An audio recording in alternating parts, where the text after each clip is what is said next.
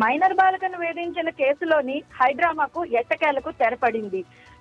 నిందితుడైనటువంటి బండి భగీరథ పోలీసుల ఎదుట లొంగిపోవడంతో హైడ్రామాకు తెరపడిందని చెప్పవచ్చు. అయితే కుమారుడి లొంగుబాటుపై కేంద్ర హోంశాఖ సహాయక మంత్రి బండి సంజయ్ ఎక్స్ వేదికగా స్పందించారు. అందరి చట్టానికి లోబడి ఉండాల్సిందేనని, చట్టం పైన తనకు గౌరవం ఉందని, అందుకే తన కుమారుడును లాయర్ల సమక్షంలోని పోలీసులకు అప్పగించినట్టుగా బండి సంజయ్ వెల్లడించారు.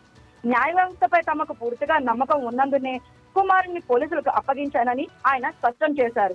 తన కుమారుడి లొంగుబాటుతోని బండి సంజయ్ మాట్లాడుతూ, తాను ఎలాంటి తప్పు చేయలేదని కుమారుడు చెప్తున్నాడు కనుక ఈ కేసులోని తాము నిర్దోషులమని నిరూపించుకోవడానికి అవసరమైన ఆధారాలను సేకరించే క్రమంలోనే పోలీసులకు అప్పగించడంతో కొంత జాప్యం జరిగిందని కూడా ఆయన వివరించారు. అంతేకాకుండా చట్టం నుంచి తప్పించుకునే ఉద్దేశం తమకు లేదని, అందుకే ఇప్పటి వరకు లొంగిపోకుండా సరైన ఆధారాలతో లాయర్ల ద్వారా పోలీసుల ముందుకు వచ్చామని ఆయన స్పష్టం చేశారు.